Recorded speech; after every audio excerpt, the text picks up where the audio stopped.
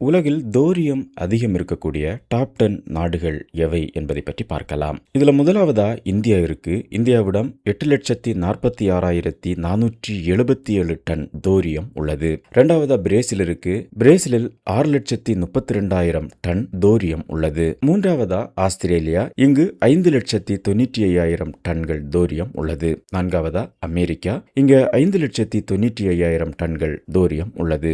ஐந்தாவதா துருக்கி, இங்க 3,81,000 டன்கள் தோரியம் உள்ளது.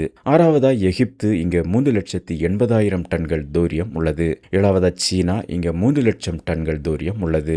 எட்டாவதா வெனிசுலா, இங்க 3,00,000 டன்கள் தோரியம் உள்ளது. ஒன்பதாவதா கனடா, இங்க 1,72,000 டன் தோரியம் உள்ளது. பத்தாவதா ரஷ்யா, இங்க 1,55,000 டன்கள் தோரியம் உள்ளது. இந்த தோரியம் ஒரு வேதியியல் தனிமம். இதனுடைய அணு எண் 90. தோரியம் 1828 ஆண்டில் ஸ்வீடன் வேதியியலாளர் ஜோன்ஸ் ஜேக்கப் பெர்சிலியஸ் என்பவரால் நார்வேயில் லாங்கேசுன்பியேட்டில் உள்ள பிரேவிக் அருகே லோவோயா தீவில் மோர்டன் த்ரேன் எஸ்மார்க் கண்டுபிடித்த ஒரு புதிய கனிமத்தை ஆய்வு செய்த பொழுது கண்டுபிடிக்கப்பட்டது. இந்த தோரியம் அணு உலைகளில் அணு எரிபொருளாக யுரேனியத்திற்கு மாற்றாக பரிந்துரைக்கப்பட்டுள்ளது. இந்த தோரியம் இந்தியாவில் குறிப்பாக கேரளா மற்றும் தமிழ்நாட்டின் கடற்கரை மணலில் மோனாசைட் தாதுவாக பெருமளவில் கிடைக்கிறது.